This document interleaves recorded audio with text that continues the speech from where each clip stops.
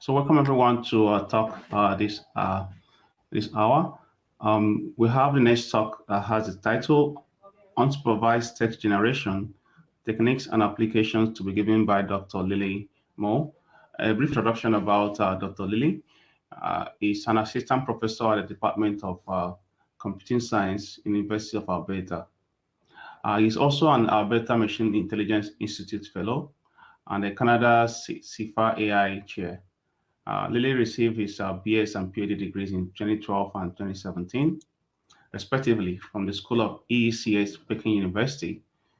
After that, he worked as a postdoc fellow at the University of Waterloo and a research scientist at Adeptmind in Toronto, Canada. So his research interests include deep learning applied to natural language processing as well as programming language processing. Yeah. He also has publications at top conferences and journals. Just a reminder before we start the talk, if you have any questions, leave that on the chat box. Then after that, relay that to Dr. Mou at the end of the talk. Additionally, we also encourage our attendees to visit our booth for some awesome giveaway prizes from our sponsors. And if you missed any talk at all, you can click the replay button to have access to the talks again. So Dr. Lili, we have our attention for the next 30 minutes. Okay. Yeah, thanks for the introduction and welcome to the talk on unsupervised text generation. So this is our outline. We'll have an introduction and we'll talk about the search and learning approaches with some applications.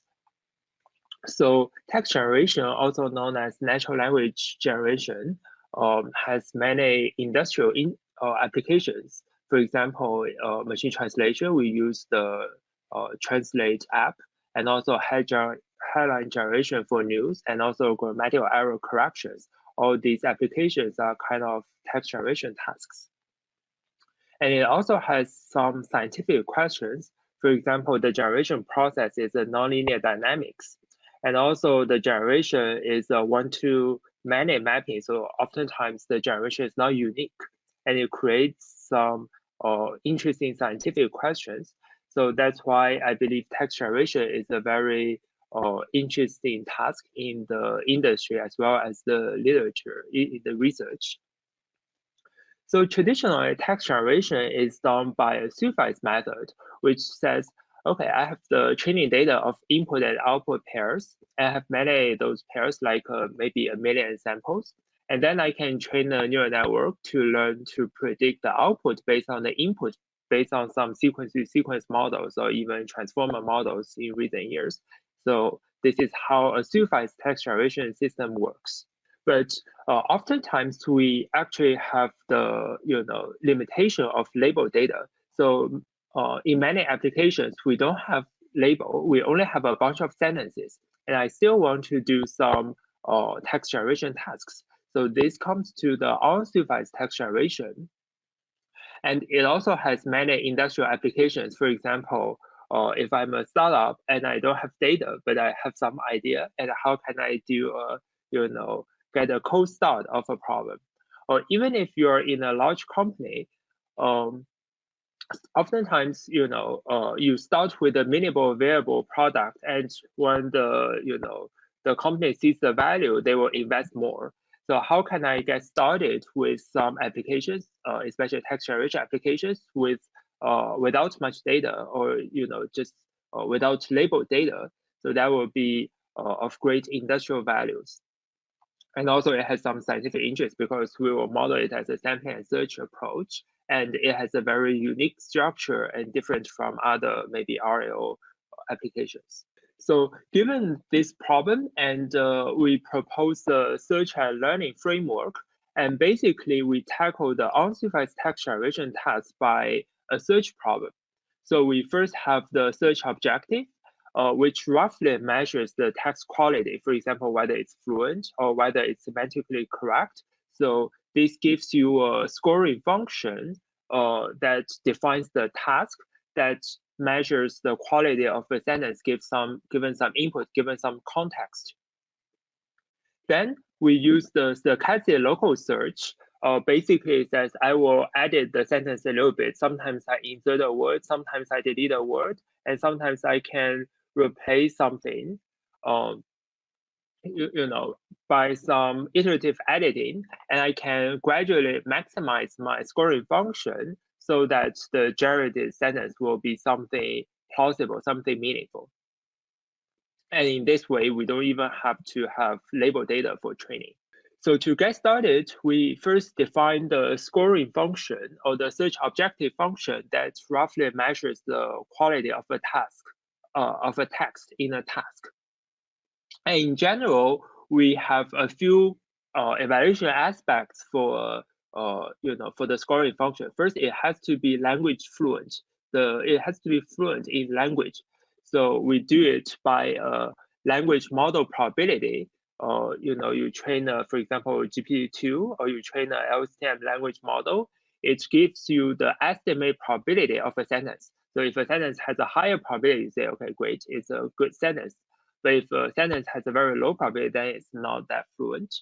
The second criteria we have is the semantic coherence. And this is measured by the cosine of some embeddings. So if you have, for example, paraphrase generation, your input and output, they should be semantically related. So if they have a similar, the large cosine value, then okay, the semantics is good. But if it has a small semantic value, then the sentence is not semantically related in this context. The third aspect in this scoring function is the task specific constraint. And this really depends on the task. For example, paraphrase generation, you want to have the lexical dissimilarity. You don't want to generate the same thing as input, then it wouldn't be a paraphrase. And for summarization, you have the length budget. For example, I want to generate a headline on my mobile phone and I only have a budget of 10 words, you cannot exceed your budget. So this is the very general framework for our first step, which is the scoring function.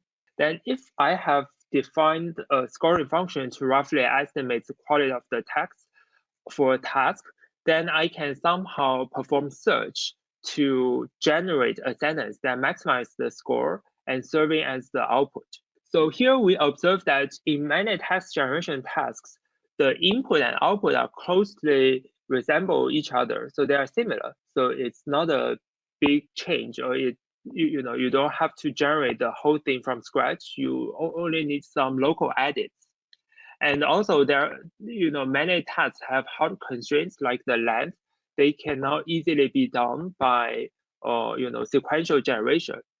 That's why we propose to use the local stochastic search, which means we will always keep a prototype sentence or candidate sentence at a time.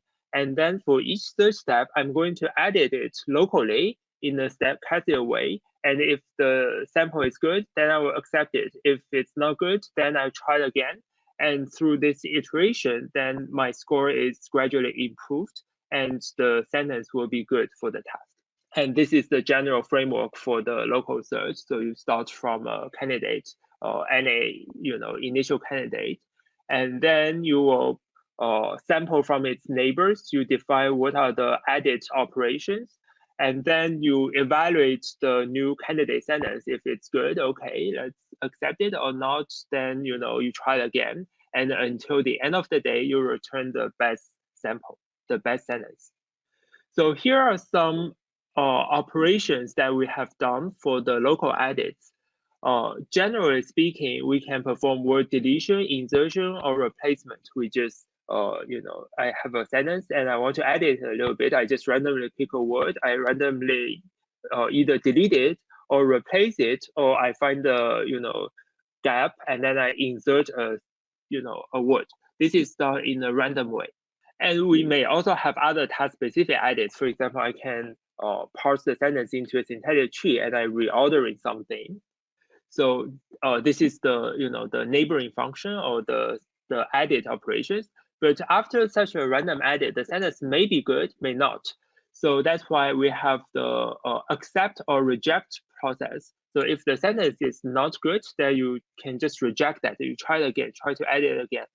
So here's the simplest algorithm, hill climbing. You always accept the sentence if it becomes better. But if it's worse, then you just reject it. This is the greedy hill climbing. But you can also do metropolis Hastings sampling, which has a acceptance ratio computed like this, and it will give you an unbiased sample in a probability defined by the scoring function. And also we have the simulated annealing, which is an extension of the metropolis Hastings sampling. You just decrease the temperature. You first explore a little bit more, and then as the search processes, you somehow want to converge more stably, so you decrease the temperature. That will be the simulated annealing. So these are all the discrete search algorithms, or especially the local search algorithms, that can be used for the unsupervised text generation. Yeah, so this is our general framework. We model the task by search. We define the search objective, and then we define the search algorithm. Here are some applications. The first application we have done is paraphrase generation. The goal of paraphrase generation is just to generate a sentence that have the same meaning but different wordings. So that's why the search objective has the fluency, semantic preservation, and also expression diversity. You measure the overlap between your input and output. You would like to penalize that. For the search algorithm, we have the simulated annealing, and you do some random search, but you become more and more greedy so that it converges better. So the search space here is just the entire sentence space. Any sentence is possible, but the starting point is just the input. And our search neighbors is you just delete some words, or you insert some words or replace some words, or even you can copy the words from the input sentence. And after you do such iteration, it gives us pretty good paraphrases. Another task here is the text simplification, where the goal is to simplify a text from different aspects, like syntactically it should be simplified, or the wording should also be simplified. So it has other applications. And our observation is oftentimes there are some phrase drops, or the clauses drops. You just drop the phrase or clauses. And also you have the reordering of the phrases. And also you have some substitution of the lexicons. So that's why the search objective is still similar, but we have incorporate some old manually designed sentence ease reading ease score to evaluate whether the sentence is easy or not.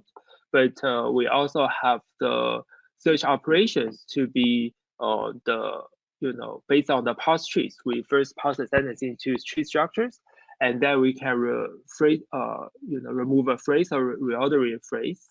And similarly, we have done summarization, where the goal is to generate a short text to summarize the main idea of the input. And what we have done is we directly extract words. We don't have to generate from the the sentence space. We only need to extract the words. And our search operator here is we just swap the selection or non-selection of two words that you can iterative select different words and find a better summary that maximizes my scoring function. And in such a, the search space for the summarization is much smaller than others. So we just use the hill climbing. And that works equally well as simulated annealing. So here are some boring numbers, but basically the idea is our approach generally achieves the state-of-the-art performance on unsupervised text generation, and it's really usable. And here are some examples. Where are the best places for spring snowboarding in the US? So this is the input text, and based on our metropolis Hastings sampling or the simulated annealing, what we can generate is where can I find the best places in the US for snowboarding. You see there is indeed some non-trivial editing. For example, in the US, it's moved to in the middle of the sentence, and you can say, where can I find the best sentence? So this is surprisingly fluent, because sometimes we worry whether I edit the sentence, it can make the sentence corrupted, but in general, it works well. Yeah, so we also did some analysis. this is basically our search-based generation for unsupervised text generation. Yeah. But there's another concern, which is search is very slow, and search may be noisy at some moment because it's local search. It doesn't. It has sometimes stuck at the local optimum. And for any inference, any sample, you need to perform hundreds of steps of iteration, so it could be slow. So our idea is whether we can address these disadvantages by some other machine learning techniques. And apparently, if you just train a seek-to-seek model, you can solve all of them. Because if you train a seek-to-seek model, just a machine learning model from the search results, it can smooth out the noise. And then during the inference time, you don't have to perform search. You only need to apply your machine learning model, your learned machine learning model from search result to do inference. Then it becomes very efficient. So that's what we did in our recent paper. So you just start from search, and then you do machine learning. You use the cross entropy loss to train the machine learning model, and then you can do the iterations again and again. You first do search, and you do learning, search and learning. So you can improve the search by starting with a better point. You can also improve the learning by training with a better searched output. So in this way, you can somehow boost the performance. So this is our general performance for paraphrase generation, but here's the ablation study. So you start from search, and then through some alternations of search and learning, you can gradually boost the performance to a very large extent. And in terms of the efficiency, the search is slow because you need a few hundred updates, but the learning is, after learning, it's very efficient. When you you get the deploy your model, you just have the supervised model, just like the seek-to-seek model as the supervised setting. So you don't have the disadvantage of the inference time. So in general, our search and learning framework is maybe 5 to 10 times more efficient than the search only. Yeah. So I think we basically have about 10 minutes, and that can be question answered. So in this talk, I presented our recent progress on unsupervised text generation, and we presented two approaches. One is the discrete local search. We do some, we define the search objective. We have some local edits to make the sentence better and better. And the other approach is search and learning. You start from search, you perform learning to smooth out the noise and also speed up the inference. And then you can alternate between search and learning to boost the performance. And in terms of the applications, we have done paraphrase generation, summarization, simplification, style transfer, text generation, and many more. We also have done, dialogue generation and also table to text generation. So they generally work in this framework. And I think such kind of line of work also has several social impacts. First, we are unsupervised, so it largely reduces human labors. Second, it's possibly good for low resource language processing because many of our data are, labeled and labeled for the commonly spoken language like English. And then, our work is unsupervised. We don't have to get so many labels, so it works for low resource language. And also good for, cold start of new tasks, especially for small businesses. Yeah, so that's basically what I have. Thank you for attending the talk. Thank you so much, Lili, for that wonderful talk. We really appreciate it. And thank you for our audience for paying attention. So we have only one question at the moment from Ricardo CIFAR. Hopefully more questions will come up. It says, are there examples of a language model trained with reinforcement learning methods? To me, some of the equations you showed here seem to point in that direction. So, okay, that's a very great question. Yes, Yes, so I think our approach can also be thought of as reinforcement learning, because you have the scoring function can be thought of as reward, but your seek-to-seek model, especially in the search and learning case, the seek-to-seek model can be thought of as the policy network or whatever. But our work is different from other reinforcement learning. For example, Monte Carlo tree search for the AlphaGo. The Monte Carlo tree search or many reinforcement learning like policy gradient, they are doing sequential search, which means they search, they generate a sample in the space by decomposing every word. So you first generate the first word, then the second word, third word, so on and so forth. But then the problem is the search space is very large, and the branching factor is also very large in text generation. Maybe you can think of 10,000 vocabularies. That's a very small vocabulary. Maybe you get 100,000 vocabulary. So the branching factor is very, very large in our case. So that's why the reinforcement learning is not that efficient in NLP text generation. Usually people need a warm-up by cross-entropy loss for reinforcement learning. So now coming to our framework, we do local search, which means we always keep a candidate sentence by cheating. How can I cheat? I just copy the input. It's for many tasks like paraphrase. It's not very different from input. So I'm just cheating. I just copy the input and then I edit it a little bit. Then it will be way more efficient than the sequential search in reinforcement learning. You have to find a word, word by word in the search space. So I think this is our the difference and the relationship with reinforcement learning. Okay, thank you for the question. For now, we don't have any additional question. If maybe if someone wants to reach out to you to ask more questions, maybe can you include maybe drop your LinkedIn profile or maybe. Oh, okay. Sure. So I think this is my email address, and also you can search my name and you'll get my homepage. Yeah.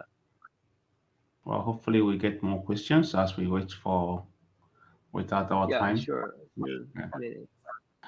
In the meantime, if we encourage our participants, the audience, to visit our booth to take advantage of the awesome giveaway prizes from our sponsors. And then if you missed any talk that you want to listen to, again, you can look at the replay button to listen to talks that you missed earlier and catch up with them. It seems that we're all satisfied with Dr. Lili's presentation, and that was a really nice one. So I think we'll end the talk there then, since we don't have any further questions. So thank you so much again, Dr. Lili Mou, for being coming around, and hopefully anyone that has additional question can reach out to him through the email shown here and also through the LinkedIn search of his name. So thank you all, and have a wonderful day. Enjoy the rest of the conference. Yeah, sure. Thank you. Okay. Thank you for attending.